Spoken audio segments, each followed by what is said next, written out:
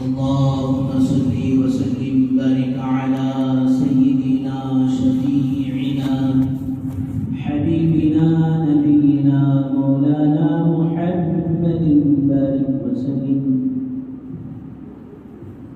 الحمد لله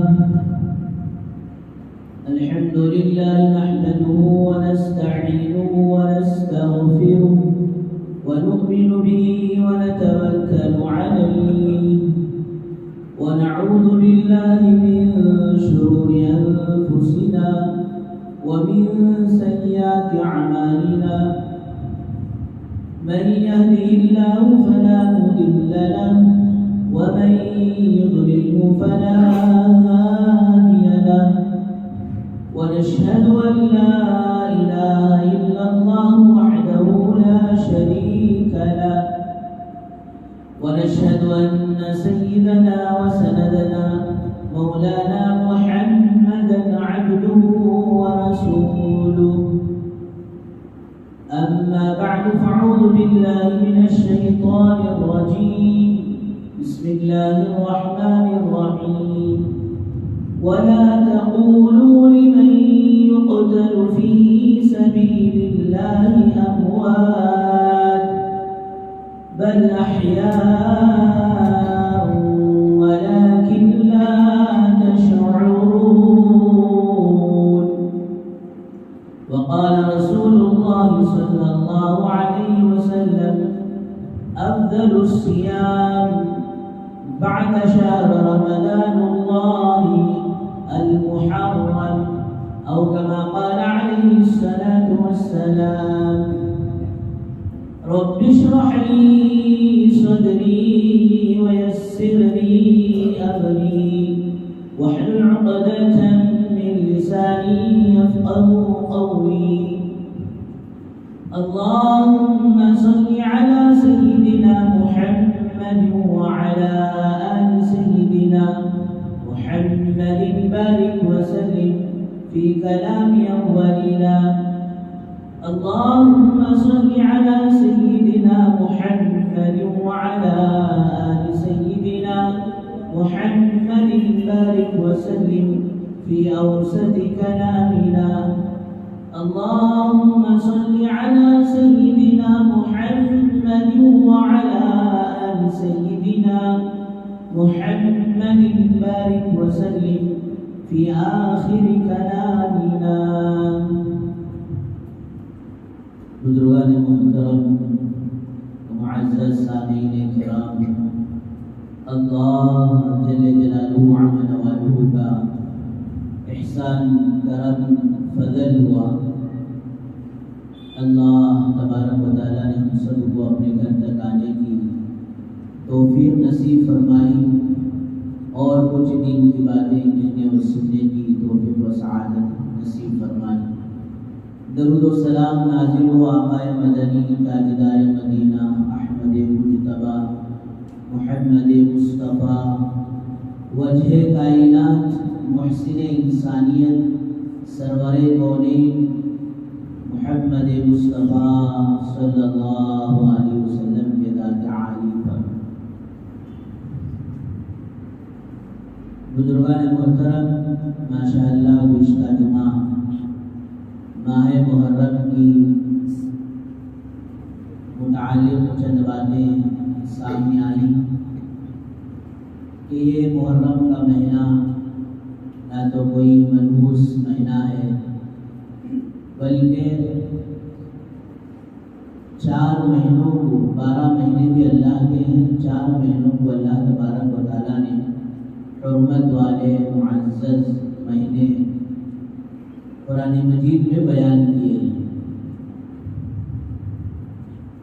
और अहले अरब के दरमियान में भी जब जंगो जिदाल होता था, तो गारतगिरी होती थी,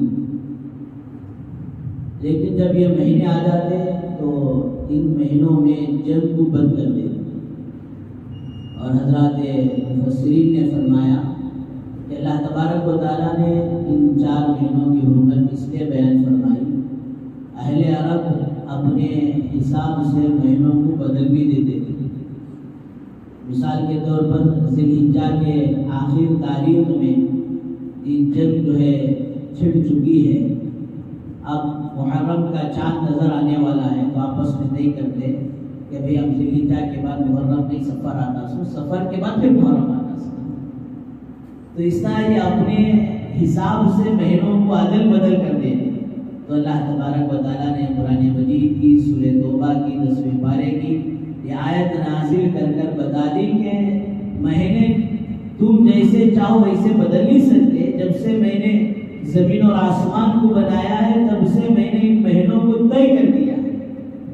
تو بہرحال جن کے پاس ایمان نہیں تھا، جن کے پاس قرآن مجید کی دولت نہیں تھی، رسول اکرم صلی اللہ علیہ وسلم کا دین نہیں تھا، دین محمدی، دین شریعت نہیں تھی، فرمایا ایسے لوگ بھی ان مہینوں کو اور محرم کے مہینے کو معزز و مکرم احترام والا مہینہ مانتے ہیں۔ صدیاں گزر گئی، شیعوں نے، یزید نے حضرت حسین رضی اللہ عنہ کو شہید کر دیا۔ اب اس شہادت پر شاید اس نے ماتم منایا ہو، اس ماتم کو لے کر چلتے چلتے دیکھا دیکھی چولہا پھونکی، یہ تو عورتوں میں رواج تھا، اب پتہ نہیں وہاں سے ہٹ کر یہ ادھر بھی آ گیا۔ اب عمومی طور پر امت کا ایک بڑا طبقہ اسے جو ہے ماتم کا مہینہ سمجھتا ہے، اور اس کی بنیادی وجہ یہ سمجھتا ہے کہ اس میں سیدنا حسین رضی اللہ عنہ کی شہادت ہوئی۔ جبکہ دوستو دو باتیں ہیں، ایک بات یہ ہے کہ محرم کا مہینہ معزز، محترم، مکرم، عزت والا، حرمت والا اچھا مہینہ ہے۔ اسے حضور اکرم صلی اللہ علیہ وسلم آپ کے حضرت حسین رضی اللہ عنہ کے پیدائش سے 50 سال پہلے بتا دیا۔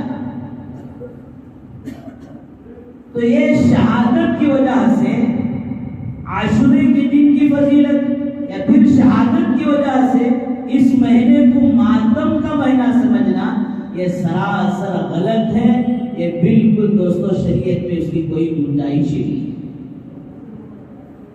تو عاشورے کی فضیلت حضور اکرم صلی اللہ علیہ وسلم آپ کی شہادت سے پہلے ہی بتا دیے تھے، اس کی وجہ سے عاشورہ کا دن محترم ہے، اس کی وجہ سے عاشورہ کا دن مکرم و معزز ہے، اور دوستو پورا مہینہ تو ماشاءاللہ وہ محترم اللہ تبارک و تعالیٰ نے پہلے ہی بتا دیا۔ اور دوسری بات، شہادت یہ کوئی ماتم کی چیز نہیں ہے، اور ماتم تو جن کی ماتم کرنے کی اجازت شریعت نے دی ہے وہ مردوں کو نہیں، عورتوں کو دی ہے۔ کہ کسی عورت کا قریبی رشتہ دار، باپ، بھائی، بیٹا انتقال ہو جائے تو عورت 3 دن تک سوگ منائے گی۔ اگر شوہر انتقال ہو جائے 4 مہینے 10 دن تک سوگ منائے گی۔ یہ صرف عورت کے لیے ہے، مردوں کے لیے نہیں، اور وہ بھی اس کے لیے جو مر جائے، جو شہید ہو جائے، دوستو اس کے لیے ماتم کی بھی ضرورت نہیں، اس لیے کہ شہید مر کر بھی زندہ ہوتا ہے۔ سورہ بقرہ کی اور پارہ نمبر 2 سیقول کے دوسرے صفحے کی آیت، وَلَا تَقُولُوا لِمَن يُقْتَلُ فِي سَبِيلِ اللَّهِ أَمْوَاتٌ، جو لوگ اللہ کے راستے میں اللہ کے دین کے لیے شہید ہو جاتے ہیں، قرآن کہتا ہے کہ ان کو مردہ نہ کہو، بل احیاء ولکن لا تشعرون، بلکہ وہ تو زندے ہوتے ہیں، وہ کیسا زندہ ہوتے ہیں اس کا شعور، اس کا احساس تمہیں نہیں ہے۔ سورہ آل عمران میں 4 پارے میں اللہ نے فرمایا، وَلَا تَحْسَبَنَّ الَّذِينَ قُتِلُوا فِي سَبِيلِ اللَّهِ أَمْوَاتًا بَلْ أَحْيَاءٌ عِندَ رَبِّهِمْ يُرْزَقُونَ، ہرگز، تاکید کے ساتھ کہنے اللہ، ہرگز گمان مت کرو ان لوگوں کو جو لوگ اللہ کے راستے میں شہید ہو گئے، بلکہ وہ تو زندہ ہیں اور اللہ کی طرف سے انہیں روزی بھی پہنچتی رہتی ہے، اللہ کی طرف سے انہیں روزی پہنچنے کا انتظام ہے۔ تو بہرحال بزرگان محترم، شہید کوئی ماتم کی چیز نہیں، شہادت تو خوش نصیب لوگوں کو ملتی ہے، اور پھر شہادت وہ موت ہے۔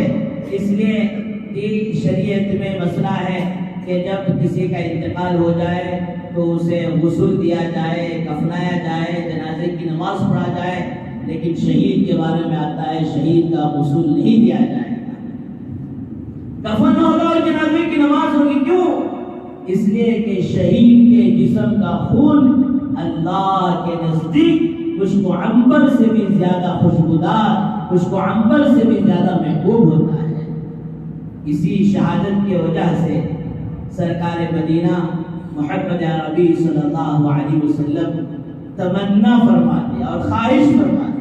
روایتوں میں آتا ہے کہ آپ کہتے ہیں کہ اللہ مجھے زندگی دے اور پھر موت دے، پھر زندگی دے پھر میں اللہ کے راستے میں شہید ہوں، پھر زندگی دے پھر اللہ کے راستے میں شہید ہوں۔ آپ نے 100 مرتبہ تمنا ظاہر کی، 100 مرتبہ اللہ مجھے زندگی دے اور 100 مرتبہ میں اللہ کے راستے میں شہید کیا جائے۔ اگر دوستو شہادت کوئی ماتم کی چیز ہوتی تو سال بھر میں ہمیں کوئی ایسا دن خالی نہیں ملتا جس دن ہم کسی صحابی کے شہادت پر یہ ماتم بنانے سے خالی گزر جائے۔ اس طرح میں عرض کیا حضرت حسین رضی اللہ عنہ کی شہادت بعد میں ہوئی اور عاشورے کی فضیلت پہلے ہی سے چل رہی تھی۔ اس لیے اس امت کے اہل اللہ نے، اولیاء اللہ نے، اللہ کے ولیوں نے 3 اشروں کی بہت زیادہ عبادت کا اہتمام کیا۔ ایک رمضان کے آخری عشرے کا، دوسرا ذی الحجہ کے پہلے عشرے کا، یعنی عید کا چاند، بقر عید کا چاند نظر آنے کے بعد عید کے دن تک، یہ 10 دن، اور پھر محرم الحرام کے ان 10 دنوں کا۔ وہ کہتے تھے یہ تو ہماری کمائی کے دن ہے، یہ تو ہمارے آخرت کو بنانے اور آخرت کو لوٹنے کے دن ہے۔ اس لیے دوستو ان دنوں میں خاص اہتمام کرتے تھے۔ اللہ توفیق دے تو ان 10 دنوں کے روزہ رکھا جائے، یہ آخر درجہ عاشورے کا روزہ تو رکھنا چاہیے۔ بہرحال میں عرض کر رہا تھا کہ دوستو کوئی دن شہادت کا خالی نہیں ملے گا جس میں کسی صحابی کی شہادت نہ ہوئی۔ حضرت حسین رضی اللہ عنہ سے پہلے یہ بڑے بڑے شہداء گزرے ہیں۔ حضرت حمزہ رضی اللہ عنہ حضور اکرم صلی اللہ علیہ وسلم کے چچا، جب آپ ایمان میں داخل نہیں ہوئے تب سے بھی حضور اکرم صلی اللہ علیہ وسلم سے بڑی محبت، بڑی چاہت، بڑی عقیدت۔ ایک مرتبہ ابو جہل آیا اور حضور اکرم صلی اللہ علیہ وسلم کو تکلیف دے کر چلا گیا، سر میں چوٹ لگ گئی۔ حضرت حمزہ رضی اللہ عنہ آئے جو ابھی اسلام میں داخل نہیں ہوئے تھے، یہ آ کر دیکھا بھتیجے کیا ہوا، باندھی نے سارا قصہ کہا تو فوراً اسی وقت الٹے پاؤں گئے اور ابو جہل کو برابر کا سبق سکھایا اور آ کر کہا میرے بھتیجے تو خوش ہو جا، میں نے تیرا بدلہ لے لیا۔ اور حضور اکرم صلی اللہ علیہ وسلم کو یہ اپنی امت کی کتنی فکر، اپنی امت کا کتنا درد، اپنی امت کا کتنا غم، ہر خوشی کے موقع پر، ہر تکلیف کے موقع پر فرمایا امت کی ہدایت کی، امت جنت میں چلے جائے اس کی فکر۔ آپ فوراً کہتے ہیں اے میرے چچا میں آپ کے اس بدلے سے اتنا خوش نہیں ہوتا۔ حمزہ رضی اللہ عنہ پریشان، ارے میں نے اتنا بڑا کام کیا، اس سے خوش نہیں ہوتے، پھر کس سے خوش ہوتے ہیں؟ میرے چچا اگر آپ اسلام کو قبول کر لیں، آپ ایمان میں داخل ہو جائیں تو اس وقت مجھے آپ کے اس بدلہ لینے سے زیادہ خوشی ہوگی۔ اور پھر دوستو اسی وقت سیدنا حضرت حمزہ رضی اللہ عنہ اسلام قبول کر دائرہ اسلام میں داخل ہو جاتے ہیں، مشرف پر اسلام ہو جاتے ہیں، اور پھر آپ کی لمبی تاریخ ہے۔ لیکن احد کے موقع پر آپ کو وہ اذیتناک اور پھر ایسے زبردست شہید کیا گیا، جسم کے ایک ایک پارٹس کو الگ الگ کر دیا گیا، یہاں تک کہ آپ کا سینہ چیر کر کلیجہ نکالا گیا، اور پھر اس کلیجے کو وہ پتھر دل عورت ہندا نے چھپایا، اور پھر آپ صلی اللہ علیہ وسلم کے اولاد حضرت قاسم رضی اللہ عنہ آپ کے ہاتھوں میں ہے۔ اس وقت روح پرواز کر گئی، اس وقت حضرت قاسم کی جان نکلی گئی، اور فرمایا ہر باپ کی خواہش ہوتی ہے کہ میری نرینہ اولاد ہو، میرے لڑکے ہوں، لڑکیاں ہوں یا نہ ہو، لڑکا بھی ایک ہو جو میرا آگے چل کر وارث بنے اور میرے آنکھوں کی ٹھنڈک بنے، میرے بڑھاپے کا وہ سہارا بنے، بڑھاپے کی لاٹھی بنے۔ فرمایا ہر باپ کی خواہش ہوتی ہے، لیکن دوستو حضور اکرم صلی اللہ علیہ وسلم پر کیا گزرا ہوگا؟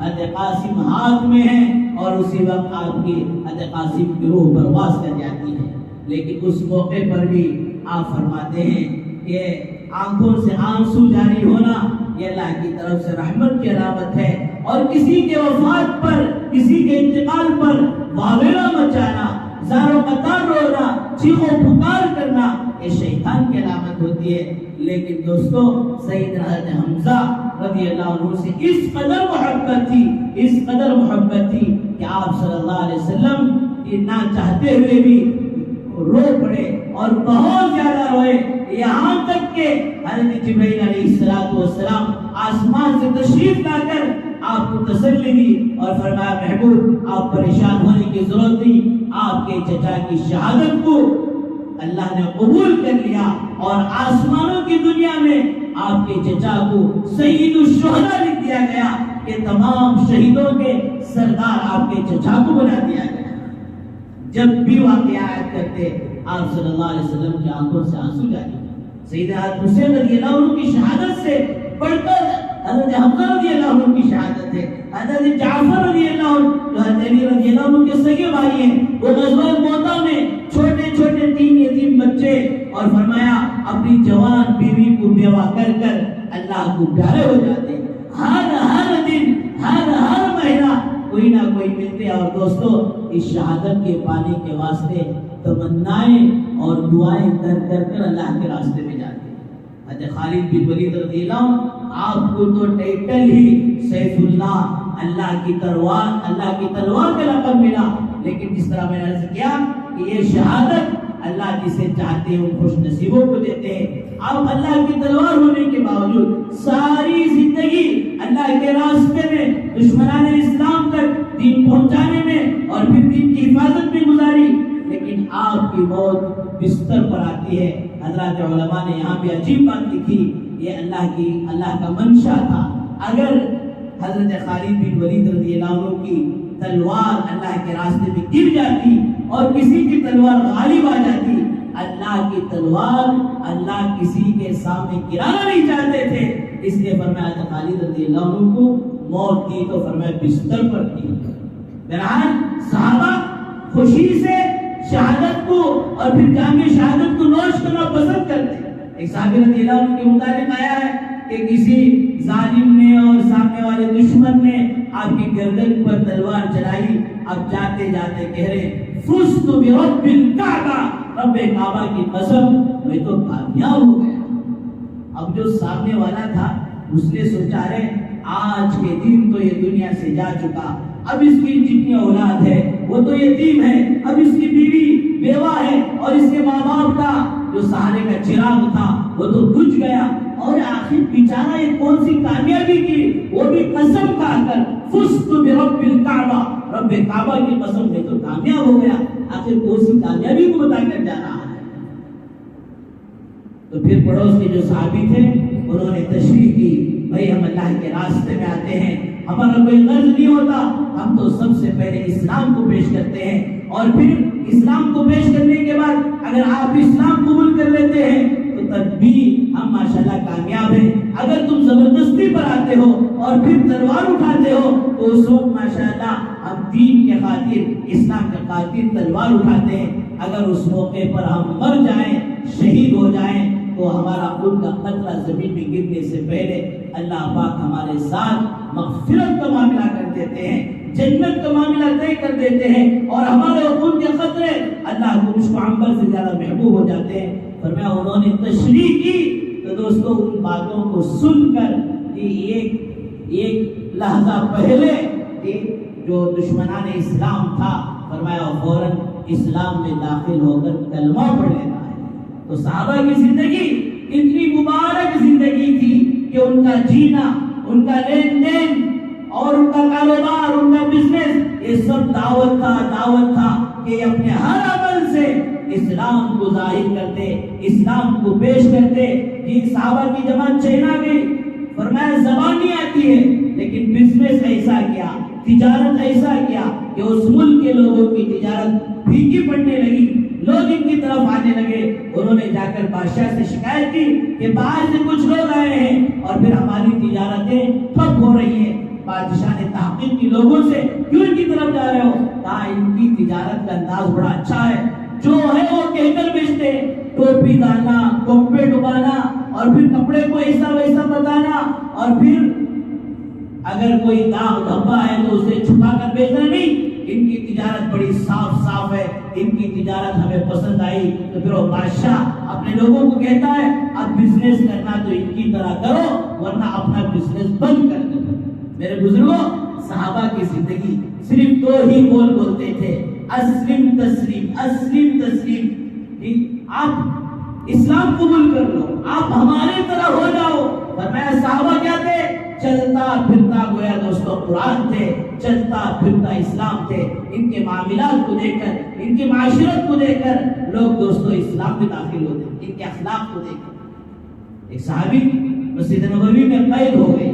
اب وہ جیل خانہ کی سینٹرل جیل فلان جیل نہیں تھا، مسجد نبوی کے ایک ستون کو باندھ دیے اور پھر ان سے شام کے موقع پر کہا گیا اب اسلام قبول کر لو تو آزاد ہو جاؤ گے. وہ بولے نہیں میں اسلام قبول نہیں کرتا، اب قید میں بند کریں، ضروریات کے لیے چھوڑتے پھر لا کر بند کرتے. اور پھر وہ مسجد نبوی کا مبارک ماحول کہ قرآن سیکھ رہے ہیں، نماز پڑھ رہے ہیں، ایک دوسرے کی خدمت کر رہے ہیں، یہ باوجود قیدی ہونے کے اپنے لیے جو کھانا ہے وہ کھانا لا کر قیدیوں کی کھلا رہے ہیں. فرمایا 3 دن ان کے قید کا فرمایا دوستو ٹائم تھا. 3 دن کے بعد ان کو ریلیز کیا جا رہا ہے اور ریلیز کرتے وقت وہ فوراً کہتے ہیں مجھے اسلام میں داخل کر لو. وہ صحابہ کہتے ہیں بھائی اگر پہلے ہی دن اگر آپ اسلام قبول کر لیتے تو پہلے ہی دن آپ کو آزادی مل جاتی، 3 دن تک بندے رہنے کی ضرورت نہیں پڑتی. وہ کہتے ہیں جب اس مسجد میں نہیں آیا تھا میرے دل میں اسلام کوئی جگہ نہیں پکڑا. میں جب آ کر تمہارے اخلاق کو دیکھا، تمہارے معاملات کو دیکھا، تمہاری معاشرت کو دیکھا، تمہاری عبادتوں کو دیکھا، تمہارے دن کو دیکھا، تمہارے رات کو دیکھا، پہلے ہی دن اسلام میرے دل میں اتر گیا. لیکن قید کی حالت میں اسلام قبول کرنا پسند نہیں کیا تاکہ لوگوں کے دلوں میں بات نہ آئے. قید سے بچنے کے لیے اسلام میں داخل ہوا، اس لیے آج آزاد ہو کر آزاد اسلام میں داخل ہونا. بہرحال میرے بزرگوں دوستو، عرض کرنے کا مقصد یہ ہے کہ صحابہ کی پوری زندگی اتنی پیاری تھی، پوتر تھی، اتنی پاکیزہ تھی کہ فرمایا اسے دیکھ کر لوگ اسلام میں داخل ہوتے. بہرحال عرض کرنے کا مقصد یہ کہ یوم شہادت کا دن یہ ماتم کا دن نہیں ہے. فرمایا شہید ہونے کے لیے تو ماشاءاللہ ترسا جاتا ہے، دعائیں کیا جاتا ہے. اور حسین رضی اللہ عنہ اس یوم عاشورے کے دن میں شہادت پائی. پہلے سے جو فضیلت ہے وہ فضیلت برحق ہے. اس نے میرے بزرگوں دوستو حسین رضی اللہ عنہ کی زندگی میں جو تھا، حمزہ رضی اللہ عنہ کی زندگی میں جو تھا، عمر رضی اللہ عنہ کی زندگی میں جو تھا، تمام صحابہ کی زندگی میں جو تھا وہ اپنائے. کیا تھا؟ سب سے پہلی بات تو یہ ہے کہ کسی بھی موقع پر اللہ کا حکم ان کے ہاتھ سے نہیں جاتا تھا.